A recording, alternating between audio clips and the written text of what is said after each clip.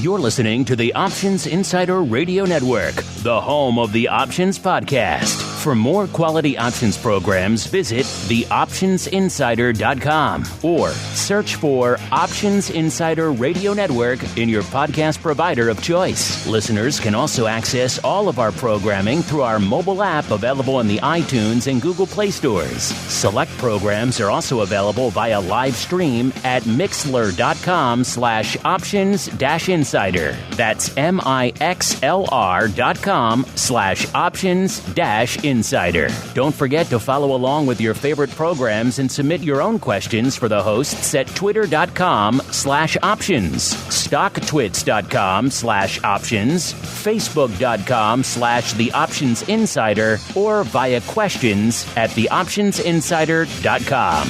The Options Insider Radio Network is sponsored by Fidelity Investments. At Fidelity, you'll always get a great value for your options trades.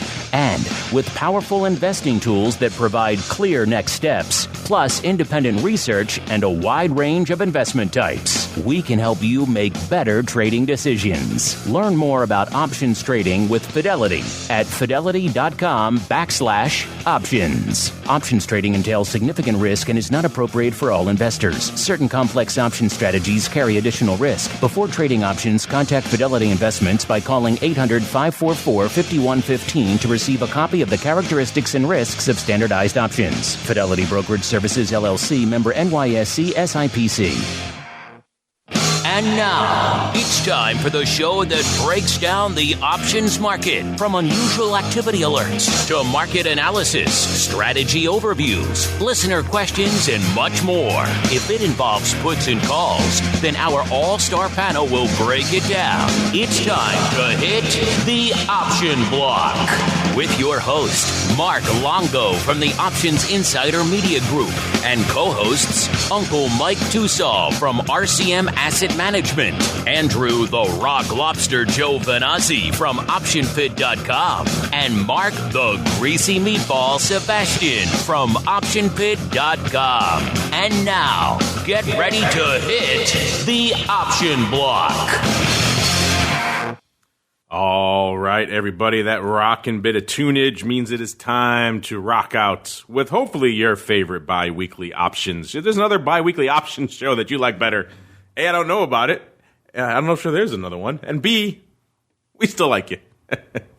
My name is Mark Longo from theoptionsinsider.com, as well as, of course, from the ever-exciting The Old Network. A lot of you guys hitting us up saying how you're enjoying doing deep dives into the network. We're pleased you're enjoying it. There is a lot there, 12-plus years. Yes, over a decade's worth of content. A lot of great ways for you guys to get that, of course. The website has pretty much everything you need to find. If you can't find something there, let us know.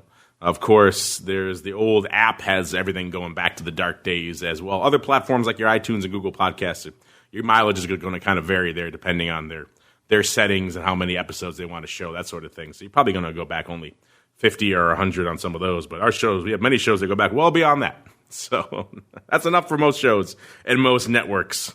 But they haven't met our network. They can't handle the truth.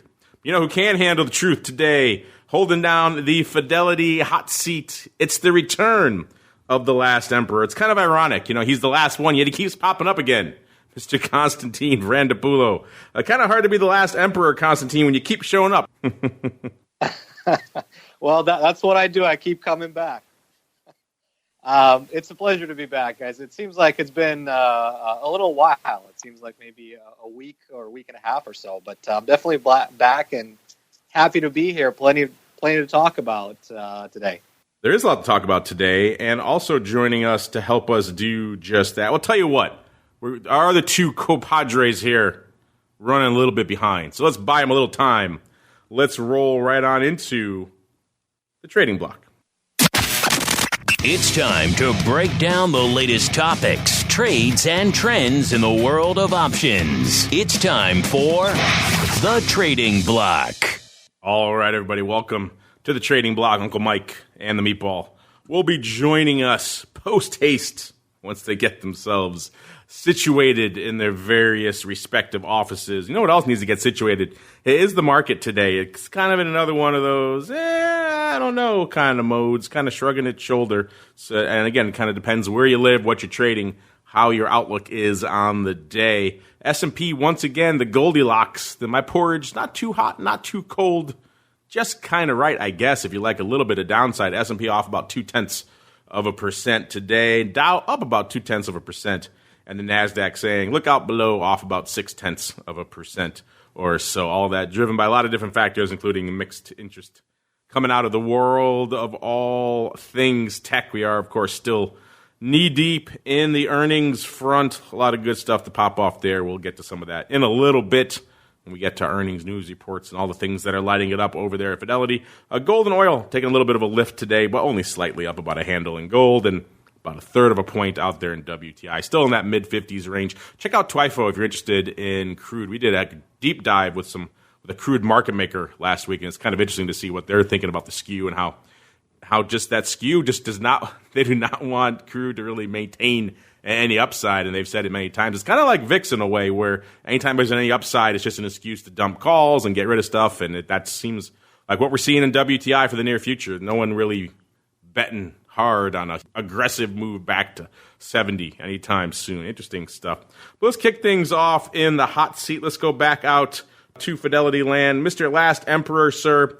A lot going on. Even though it's a quiet day in the market, there's a lot going on the earnings front. So what's catching your eye out there in Fidelity land? And what are the Fidelity folks trading on this somewhat quiet day, sir? Yeah, definitely. I would say that there are a few names that are moving significantly. So let's get into them. I mean, you mentioned, it makes my nickname hard. I guess I have big shoes to fill, so I have to keep coming back and making sure that I'm working at it. So from the Fidelity land, top four names on the buy sells today. Lighten up the board. Beyond Meat. I know that we keep mentioning this name. Today is an interesting day, given the fact that obviously the stock had a massive range. I think the high on the day was around 234 and the low was 201. So $33, $34 range going into earnings. I believe that it's actually reporting today after the close. So, off around 5% of my last look. And Fidelity customers were pretty evenly split, actually, between the buys and sells. I would say that it's given you a little bit of a taste today, I guess, of what could potentially happen. I looked at the straddle price into Friday, and it was pricing in around a $42 move, with today's option activity pretty well off the charts. I think the 90-day average volume was around 118,000 contracts, and it already traded 166,000, and we still got about 3 hours to go in the trading session. So it's given you a little bit of a taste. Obviously, the straddle of $42, 18-19% move expected into Friday. I think on the lows of the day it was down as much as 11%. So we'll have to wait and see what happens, but continues to, humble, I think, a lot of people who tried to short it. Obviously, shorting the stock is close to nearly impossible because you can't find shares. The synthetic short positions are tough to put on because of the massive skew in there, because of the hard-to-borrow rate on the stock. So it has been an interesting stock to pay attention to and to follow, because it's showing us a side of the market that I haven't really, seen before for this extended period of a time. Second one was Amazon. Amazon reported earnings last week on Thursday night. The straddle was pricing around a $70 move, I believe, and it kind of underwhelmed. There was definitely an inside move into Friday. Stock was down around $30. I guess the street wasn't extremely excited about Amazon's spending habits, as they're starting to come back to that. That same mechanic that they used to present in their earnings reports, right? Huge revenue beats, but quite substantial spend. So the stock was down, but it wasn't down nearly as much as the market was pricing in for a one-day move. Today, you get a little bit of a follow-through here, down another $45, so 2.35%. And you know, the options activity, I guess, is relatively benign, normal. On the Fidelity customer front, however, they're definitely leaning to the buy side. So it's 70-30 right now to the buys versus sells. The next one, and I just wanted to mention on Amazon, you know, it's right back down to that $1,900 level. We spent a couple of weeks there in the middle of June.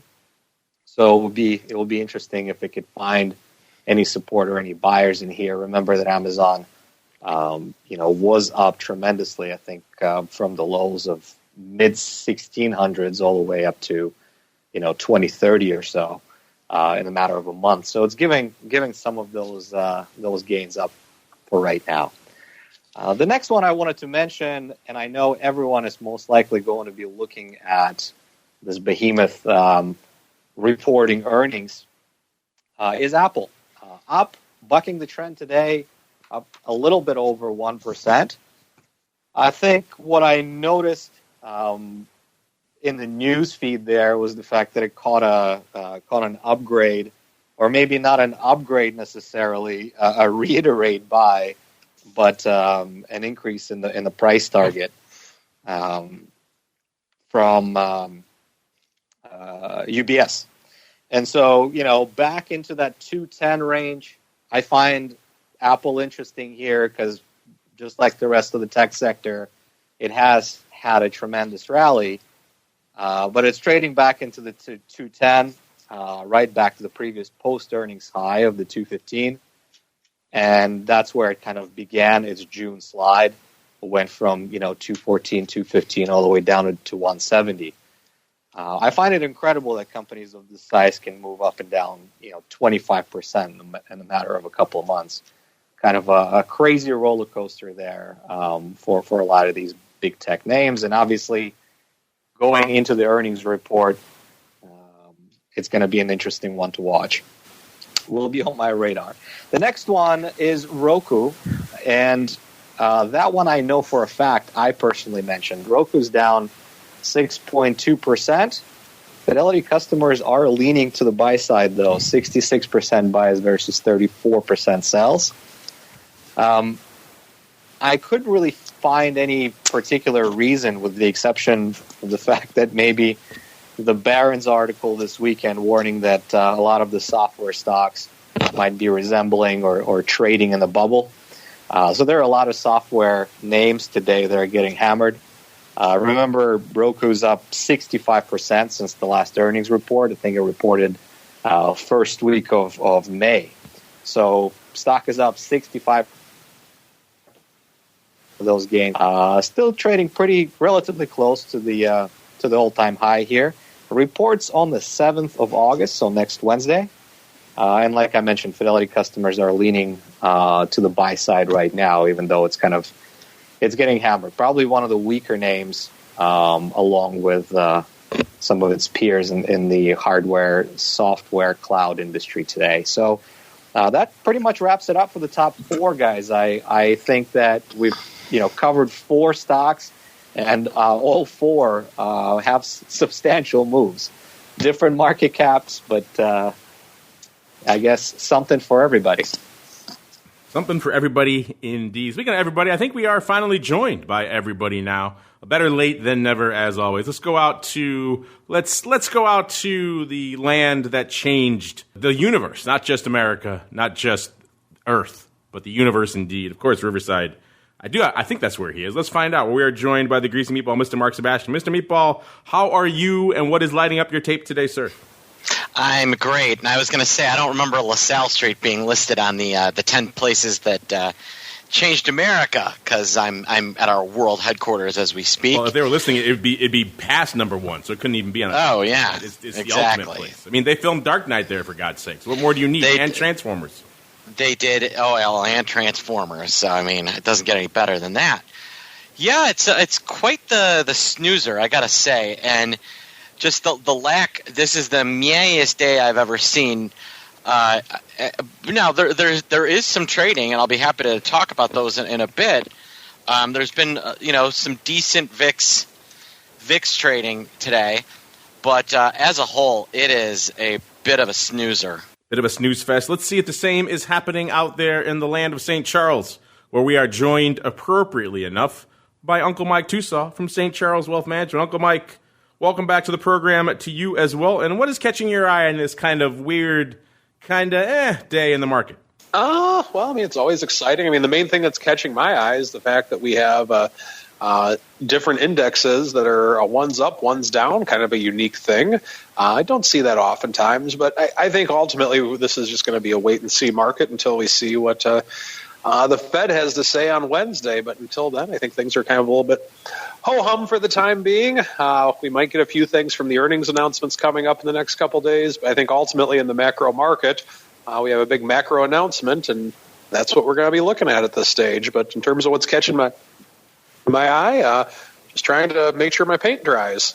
There you go. Always an important consideration on days like today. Even though Mark kind of alluded to, even though it is a kind of quiet day out there, some products are lighting it up, including the VIX. Coming into Showtime, they had done nearly 300,000 contracts.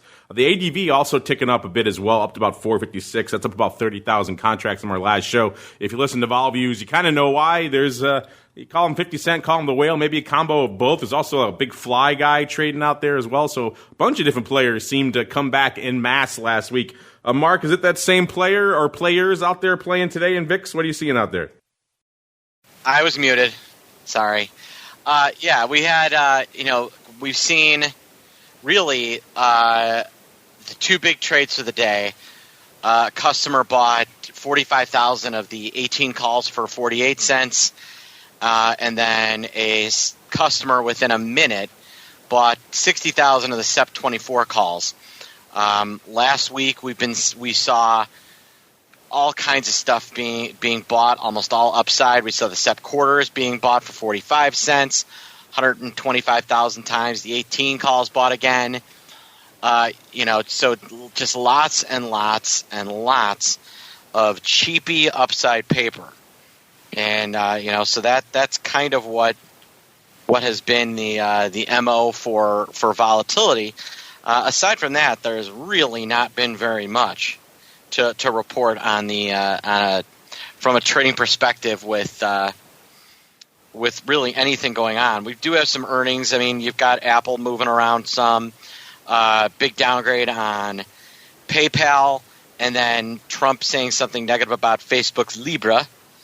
And by the way, am I the only one that can't say Libra without thinking about Miss Cleo saying, "You're a Libra, aren't you, darling?" Every time I hear it. We need to get that as a soundbite, Mark, on our thing. So every time we say Libra, Kyle can drop in, "You're a Libra, aren't you, darling?" from the old Miss Cleo, and that would be a lot of fun. But I'm sure she's very loose in her licensing rights. I'm not sure that single thing is going to matter. But yes. Anyway, it's been a bit of a snoozer. Bit of a snoozer. I think the moral of the story is we're all wasting our time watching the markets and things like VIX because we should all just be playing freaking Fortnite. They had some giant tournament over the weekend. That's stealing all the thunder today. 16-year-old kid won $3 million. That's amazing. That's life-changing money at the age of 16. It's kind of a little bit terrifying. The largest prize, I've heard of big prizes for teams in the esport realm, but never, I think, for an individual. I think that's the biggest they've ever had, let alone for a 16-year-old winning that kind of money. It's kind of crazy. The oldest player in the tournament, by the way, in case you're curious, was about 24. He did all right. He won. I think he came in second.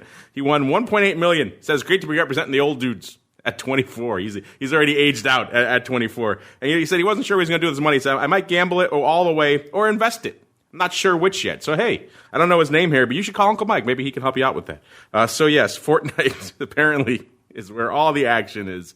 If you're looking for index action, let's see what we got. I told you VIX already. SPY closing in on 1 million. Not quite there yet. 840,000 coming into Showtime. ADV a little bit north of 2 million.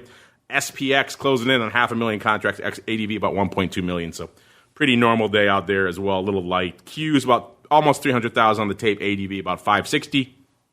And the old Russell Surprisingly quiet day, 120,000 for them, 300 for Russell's kind of been a surprising one of late, exceeding moves to the downside and then again to the upside, and just kind of in general being a bit of a weird and wild name. Let's see what's weird and wild out here in the realm of equity options today. Coming into Showtime, number 10, GE, about 80,000 on the tape.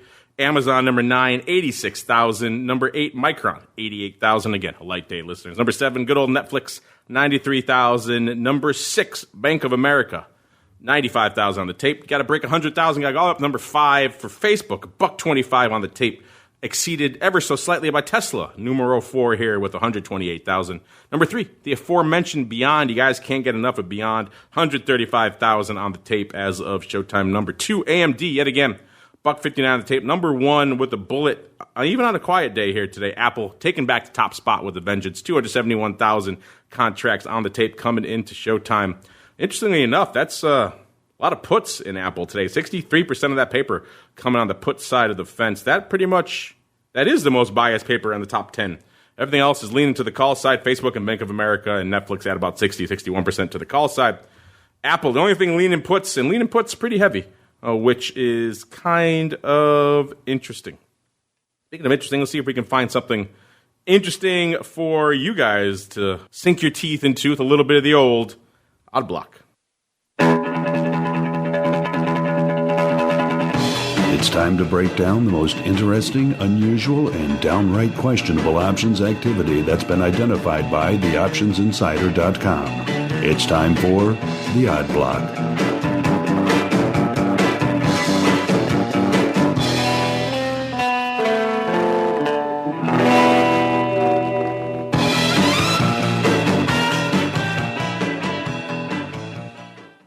All right, everybody, welcome to the Odd Block, the portion of the show we get a little weird, get a little wild, get a little whimsical.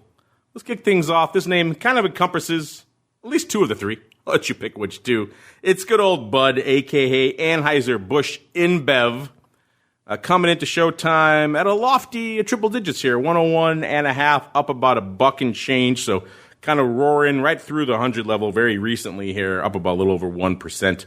Today, let's look back and see how this bad boy, what it's been up to over the course of the past year. A year ago, this name was trading pretty much almost 30 cents shy of where it is right now. It was trading 101.27 a year ago. Then it proceeded to kind of just sell off all the way down. Let's see, got down to almost a little more than half of that here. It got down into the low 60s. That was, of course, right around the nadir for the market, which was Christmas Eve. And then it kind of just bounced right back. It's kind of, Anheuser-Busch, this chart is kind of like watching the markets in micro here, just only, I think, a little bit exacerbated.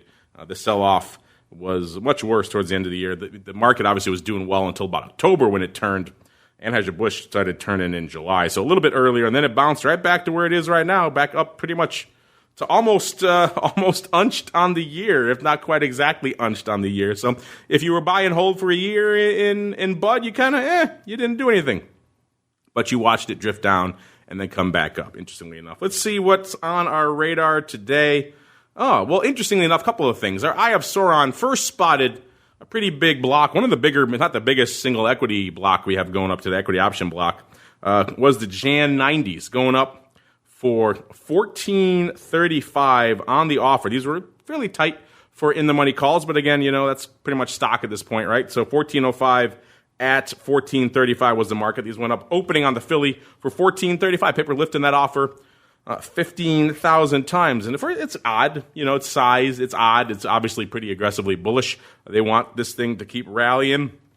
But as we did a little bit more digging, we realized that was not the end of the story. No, it's not the current end of the story, but it's not where the story begins. The story actually began a little while ago because these calls were actually, there's a roll going on today. If you dig a little bit farther, you see 15,000 SEP 70s also going up for about $32, $31.95 is pretty much right on the bid there for these bad boys as well. That one is closing. And surprise, surprise, well, it looks like closing. We never know for sure, but it certainly looks like a duck and quacks like a duck. And those SEPs, when we dig a little bit further, we realize those were opened back in March when the stock was $81.78. So back on March 4th, I believe it was, They came in to do the exact same trade they're doing right now. They did an in-the-money call. The options were, I think, around $13 to $14, $13.5 or so in that range. So picking up about a $14 call, which is pretty much exactly where they're playing again in terms of premium level. And it looks like it worked out pretty well. They gobbled up these calls. The stock ran, pretty much rebounded. Well, they had a little bit of a dark period there where we had the sell-off. But pretty much from when these went up in March, it's pretty much been all straight up ever since then. So these guys worked out pretty well. And they're deciding to take them off today for about $32. So put them on for 14, take them off for about 32. Not a bad little do, as they used to say there on the floor. And then deciding to keep the party alive, thinking Bud, even though Bud is pretty much unched on the year now, thinking that's going to be more action, and doing an in-the-money call to boot here, going in the 90s. Not, that's putting a lot of premium at work here. But hey, it's worked out so far, at least once. We didn't have a chance to go back much farther to see if he's been riding this bad boy for a while here. But at least since March, this guy has been using roughly in-the-money $14 calls, Mr. Meatball.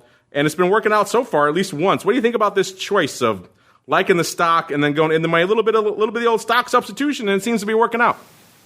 Yeah, I mean, I think that's exactly what this is, and it's a nice, it just shows you that I'm always surprised that more people don't do this. It's such a smart way to substitute the stock, and it doesn't cost very much. Obviously, you have to worry about things like dividends and things like that, but I don't understand why this isn't used more often as a way of not having to spend that much to go along the stock. Is this an approach you guys utilize at Carmen Line a lot?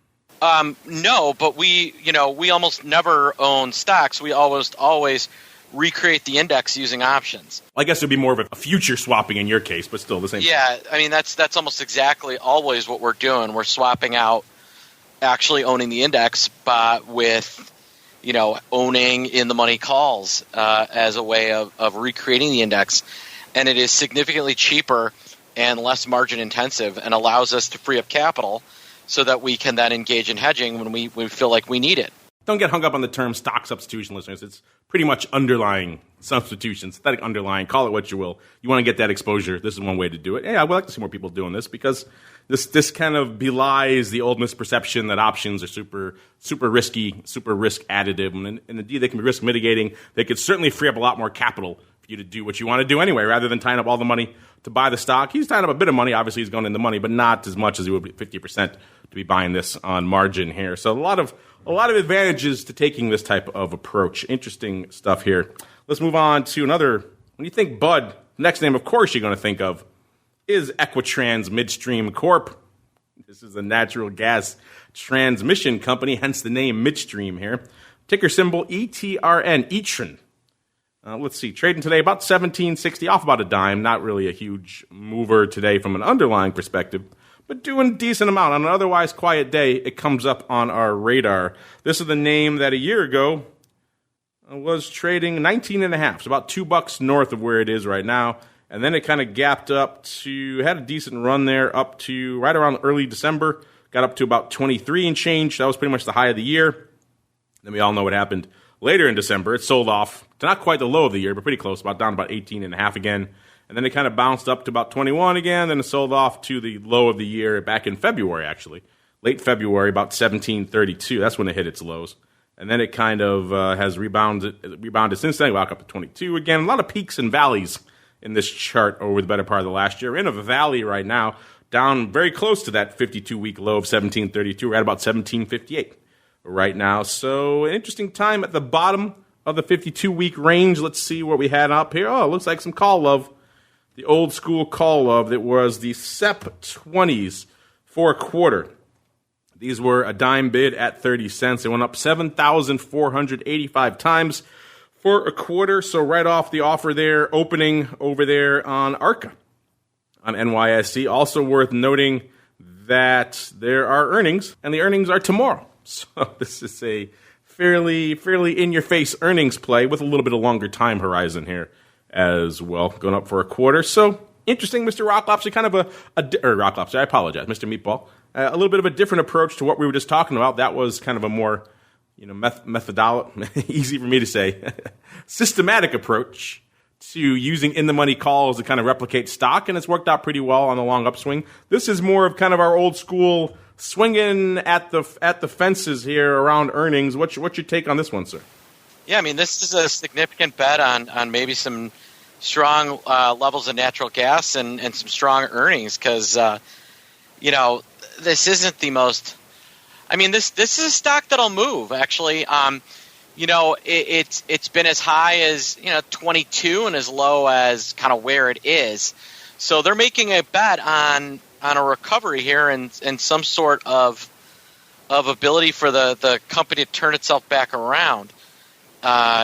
It's a pretty significant bet that they're going to right the ship. And we'll see how that plays out tomorrow. In fact, you know what we'll do? We'll put these in the to be watched category. Let's see how our friend fares here during earnings, because I think we'll know a lot of the answer to that story tomorrow.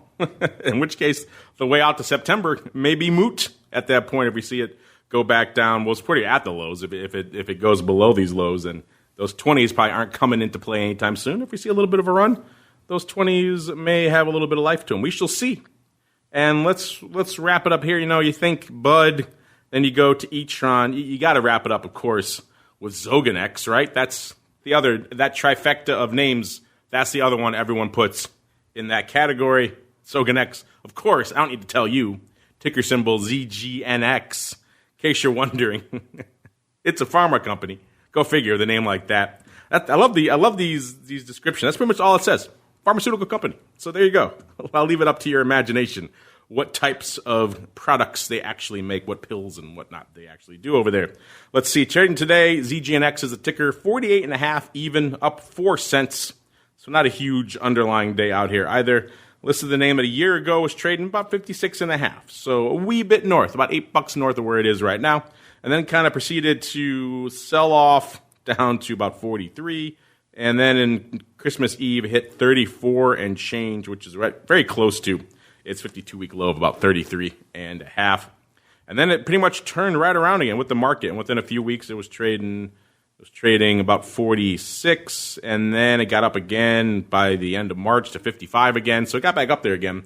And then looks like they had some bad earnings, as a biotech is wont to do. In fact, you can look at this chart and say, okay, this is the biotech. Looks just like it. It was trading from 55 and went in a week or so down to 39 again, and then it hit 36 in the span of a couple of weeks in mid-April. Apparently, market not liking what they're seeing on the earnings front. And then they kind of been languishing in that 36 to 40 range ever since, and they gap back up again. Oh, the old biotech's back up to 48 and change on the 28th of June. Apparently, a good earnings. So they giveth and they taketh away in the biotech sector, and now we're kind of floating at that 48.5 range where they kind of gapped up to after their last earnings. Let's see what we got here. This long sordid tale, how it's playing out in the options market today. Oh, it's call love.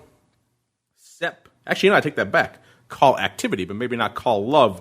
We've got the SEP doubles going up for 35 cents, 7,003 times. I love these interestingly sized blocks.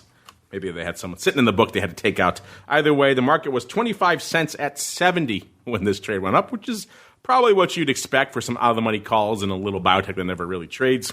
And these things went up for 35 cents, so they got a dime off the bid. Not bad here. This is opening over there on the NAM, the NASDAQ options market. So looks like a little bit of the old upside overwrite, taking your 35 cents 7,000 times. There are earnings coming up again, so it's interesting. They must obviously biotechs have other things going on as well, and they have earnings on the 6th. Something just drove them pretty aggressively in late June. So end of June, June 26th, they popped pretty hard. And then now they have earnings on the 6th, so maybe some sort of FDA approval, something along those lines. Either way, they already had a big gap. We'll see if they can happen again in August. Either way, our friend here, probably an underlying holder, probably saying, hey, if I have to dump it pretty much a couple bucks shy of the 52-week high, maybe I'm not too upset about that. I'll take my 35 cents. Otherwise, Mr. Meatball, is that what you think is going on? You think something else is afoot here, sir, and these 7,000 SEP doubles for 35 cents? I'm going to go out on a limb and say someone that knows what they're doing doesn't see any kind of major drug or trial stuff going out, and they're going for some premium harvesting here. I don't know what their drug schedule looks like, but a a lot of these drug schedules can be really confusing, really throw people off, and that's what turns one of these into a something that has potential to really to be a nice opportunity to harvest when maybe there's a bid on those that really shouldn't be there. Yeah, maybe he's seeing a little bit of juice. Obviously, his earnings coming up soon. Maybe he's seeing some juice because of earnings and deciding earnings are not going to move it. It's whatever the next announcement is on the drug approval front, something along those lines. So deciding you're right, seeing a little bit of a bid, and he got a dime off the bid, so not bad. And deciding to take his 35 cents 7,003 times and run with it. All right, speaking of running, we're going to keep on running right on into the strategy block. It's time to dispense options, wit, wisdom, and education. It's time for the Strategy Block. All right, listeners, it's that time. Earnings season expiration is every week, close to every day now. So these are two periods when they come together, when those Venn diagrams intersect, when you want to kind of know your P's and Q's about how your contracts work and things like selling options. I know you guys love them. Then you kind of forget about the other side, which is, of course, the exercise and assignment side and all the fun assignment risk that goes into these types of contracts. Mr. Last Emperor, sir, I'm guessing this time of year, this season, is when these calls start coming into the strategy desk hot and heavy. Am I correct there, sir? They sure are. And I think that they have been, I would say, increasing in frequency. That probably has to do with the fact that more people, generally speaking, from the client base are starting to nimble in the options markets. So something that we face, quite a bit here on the desk. So I wanted to address it and wanted to ask some of the pros around the block as well of what they have been experiencing and feeling when they're speaking with their clients. But when we're discussing early assignment risk, we're really talking about or thinking about this risk from the side of your obligation in a contractual agreement. And that essentially means that we're thinking about it from the short side of the trade, right? When we have an obligation to buy the stock from the seller, when we're actually short puts, or we have the obligation to sell or sell short the stock to the buyer when we're short calls, right? Since the long call and the put holders, I guess, of American style options can exercise their right at any time, those of us who are short never really have the pseudo guarantee of not being assigned early. The contraparty controls the right. And they can do whatever they want, right? But there are ways to assess, I would say, the likelihood of, early assignment risk and maybe, making the necessary adjustments by, calling your broker, calling your fiduciary and figuring out what needs to be done. So I wanted to cover sort of the three rules of thumb that I generally go through in my thought process. Number one, a rule of thumb for me, while I'm assessing the early assignment risk, is you have to think from what's good for the contraparty. All right? So I mentioned we always think about this stuff from when we're short perspective. But you have to ask yourself a question, who is on the other side of this trade? Right? What's good for them is bad for you and vice versa. So the first rule of thumb for me is when an option that you're short is actually bidding less than intrinsic value. So this is the biggest one, I would say, from the perspective of liquidity and deep in the money options in general. So if the option that you're short is bidding less than intrinsic, what that means is the person who's long that option is not going to be able to trade out of it at fair value in the marketplace. So what are they most likely to do, right? If the option is bidding less than intrinsic value, that means that there's no time value left in that option. If you're short that option, right, you have sort of no edge left. You're basically long or short the stock, depending on whether you're short the put or short the call. So that is the type of the scenario where I would say, probably necessitates some sort of an action, and you are at much higher risk. Look at the option chain. Look at the depth of book on, in terms of the open interest, how many contracts are out there besides just your position, and start thinking about how the process of assignment works. So I'll explain how it works here at Fidelity. And we have a randomized process, and I know that that's not the case for all the broker-dealers out there.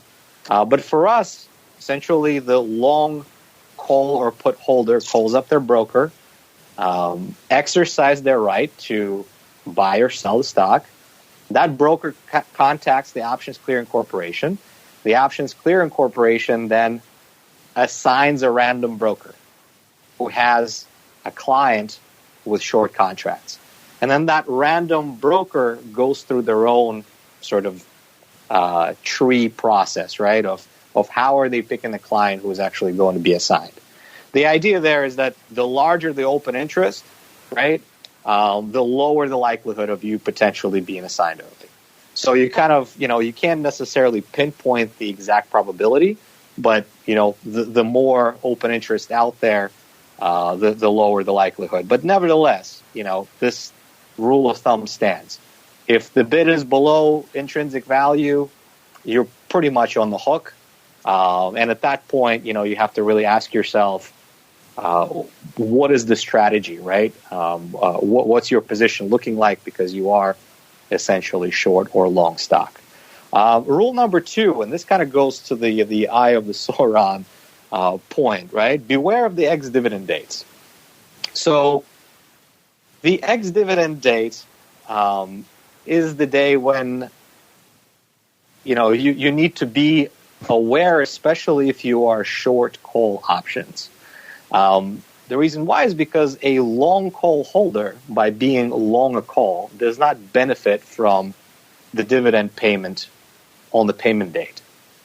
So my rule of thumb is that if the time value in your short call option is less than the expected dividend amount, you are more than likely on the hook. Okay, and it most likely necessitates some sort of an adjustment, and you would be short stock and owing that dividend on the payment date through this ex-dividend date, right? So I have the Sauron, meaning know what you trade, beware of the regularly scheduled dividends that are announced, especially when it comes to ETFs that most of us have exposure to.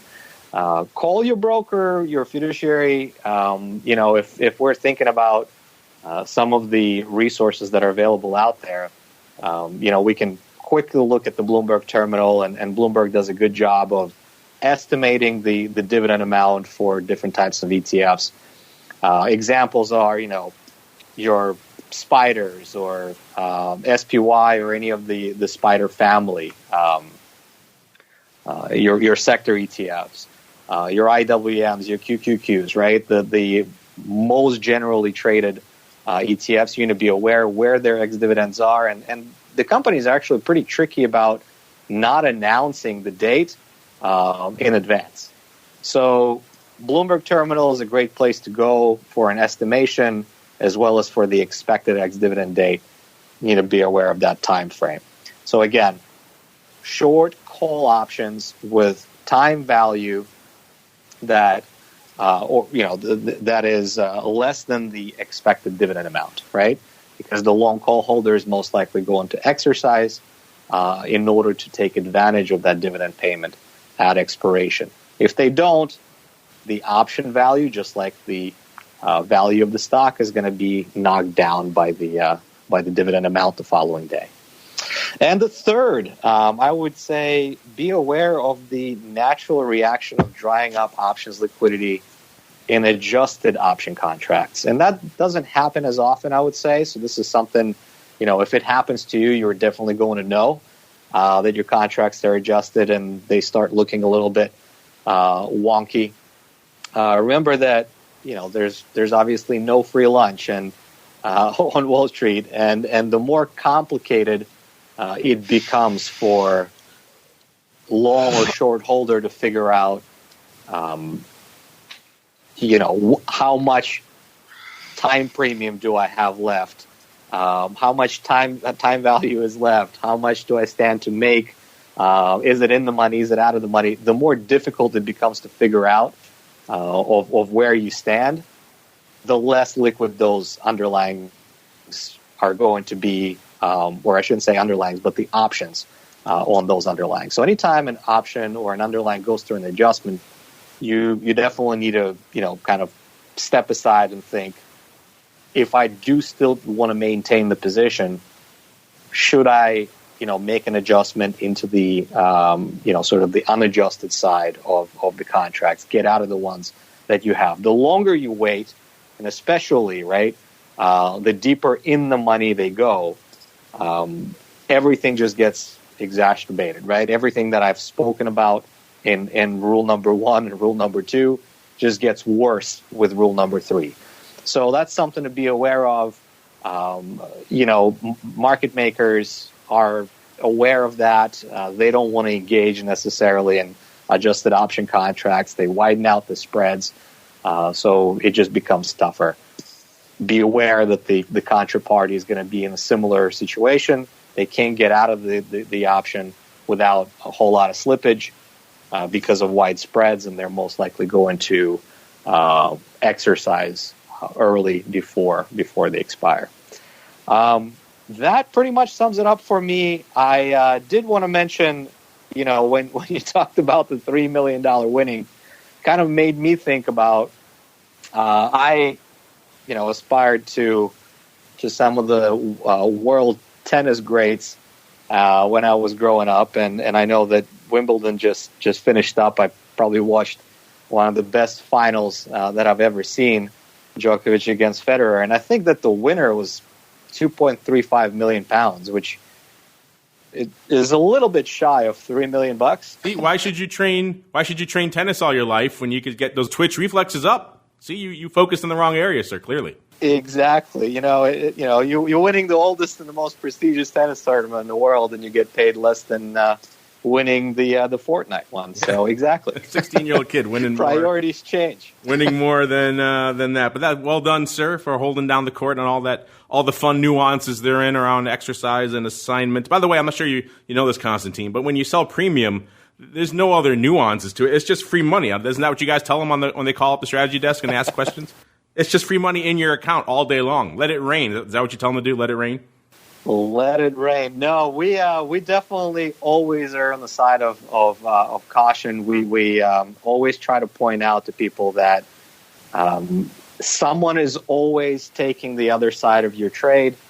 If you figured out a free way to make money, who in the world would take that other side? You have to look yourself in the mirror and understand, right, that there's no free lunch. So make sure that you're assessing the situation from the realistic standpoint of view. If you found something that looks a little bit off, chances are, right, it most likely is. So if you're unsure, if you're in a situation where you're not 100% clear, before you click some sort of an adjustment button, trade button, give your broker a call, your fiduciary a call. We'll take a look at it together and make sure that we help you out. I would also say that at Fidelity, and I'm not sure how it is at other broker-dealers, but with us, we don't allow, kind of exercising early online for that specific reason. So I was going to ask you that. You mentioned calling up. I was going to ask you if that's the case. You have to proactively contact you guys in order to make the early exercise happen.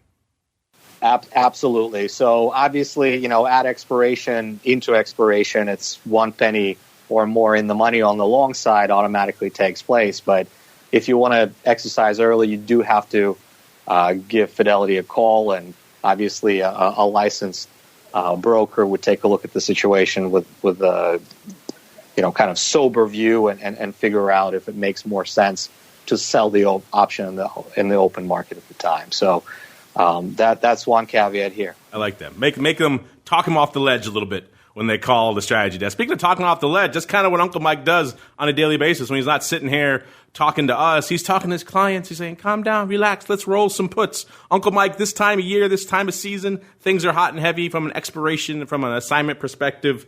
Is this an issue you encounter with the clients a lot these days? You have to kind of walk them through some of those scenarios that the last emperor just outlined over there in St. Charles Wealth, sir? Not too often. I mean, with mostly on the managed money side. I mean, I hate being assigned personally if I can help it. Even if I have the money to cover it. Number one, I never trade from a leverage standpoint with short options, but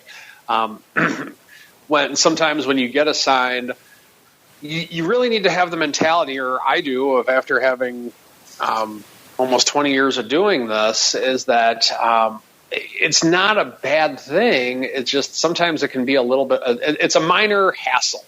And so what I mean by that is that let's say that I'm in a vertical spread and I get assigned early on something for whatever reason.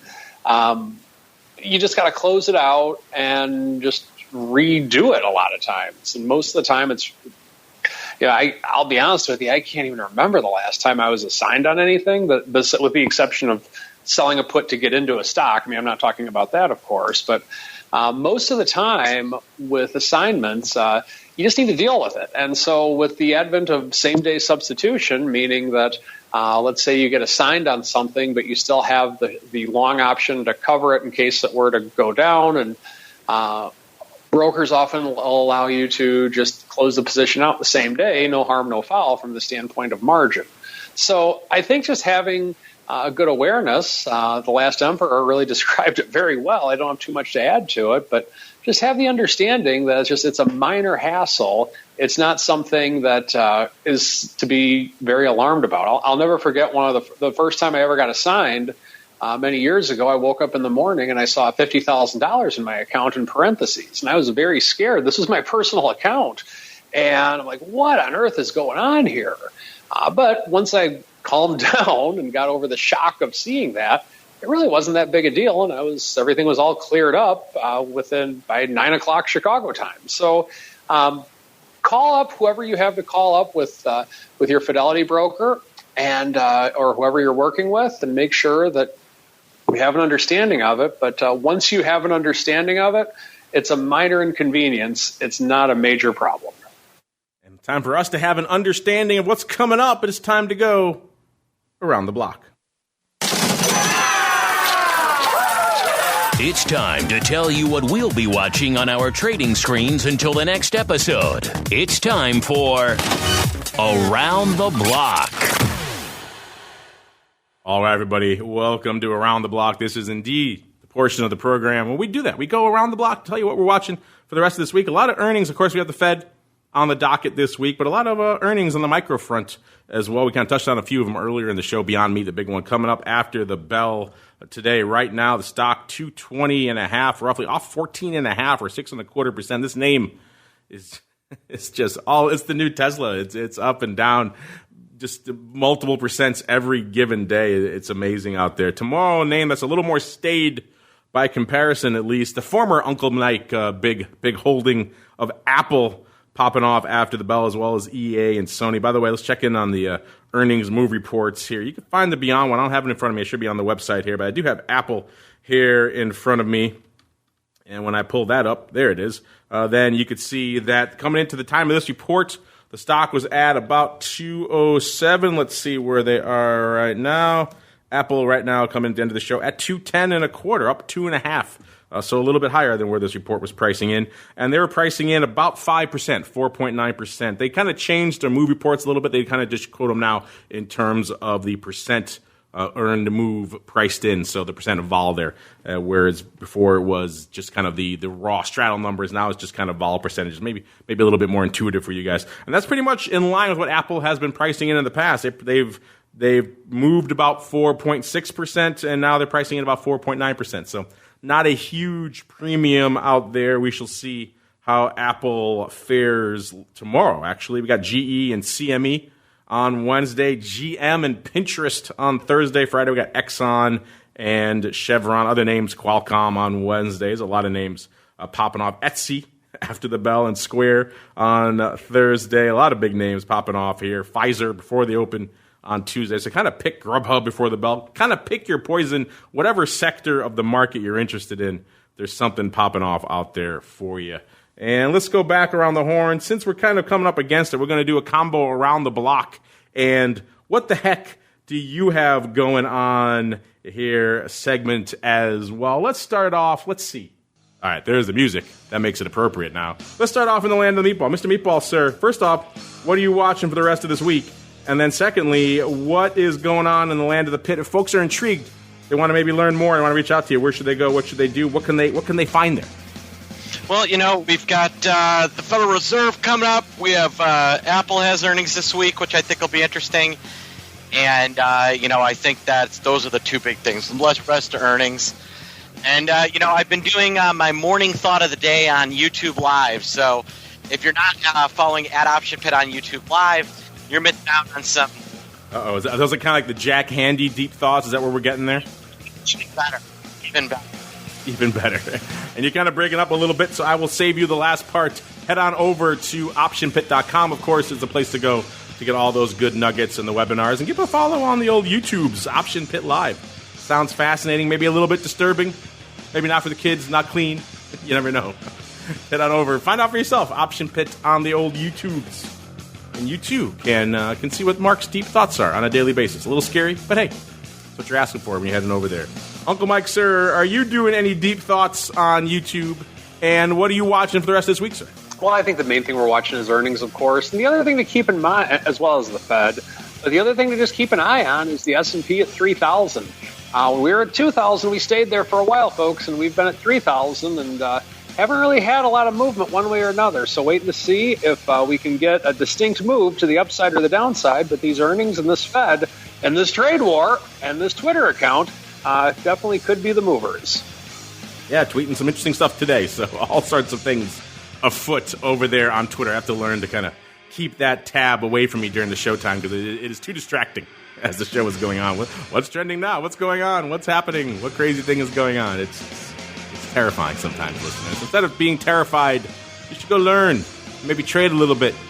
And maybe fidelitys.com/options is the place they want to go. Mr. Last Emperor, if they head over there to fidelity.com/options, what could they find? Or maybe perhaps if they want to reach out to you guys, how should they do it? And also, while you're at it, what are you watching for the rest of the week, sir?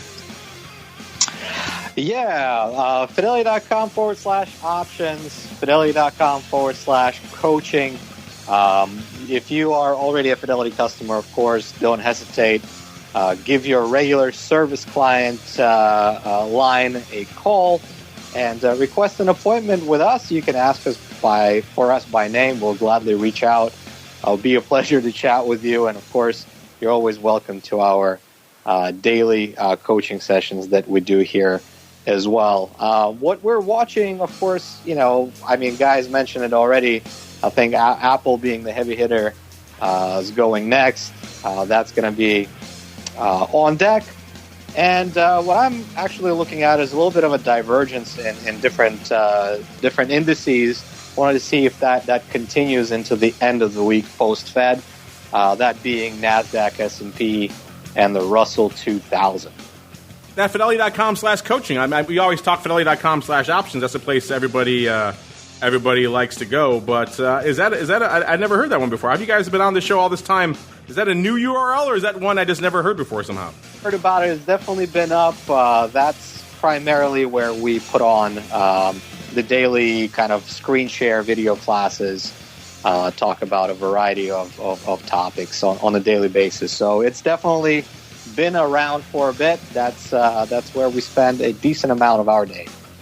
Guys over here burying this secret URL I've never even heard of before. All you guys, you and Trey and Brian and everybody, Colin coming on, never even heard of this one before. There you go. So fidelity.com/options is the place to go if you want to become a client and kick the tires and light the fires on all these cool things. And once you've done that, if you have questions, you want to hit up the Last Emperor or Trey or Colin or any of those guys, fidelity.com/coaching. That's a good place to go to do all that stuff.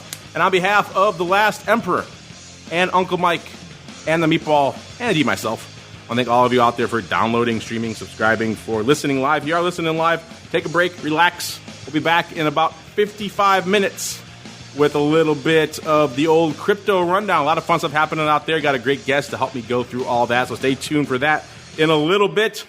Otherwise, we'll see you back here tomorrow for the advisor's option. Wednesday, you're going to get some good OPR. In between there, you're going to get hit with my conversation with the crypto mom herself from the SEC, Commissioner Peirce there, talking about all things crypto. And we'll be back again for this show live on Thursday with the option block.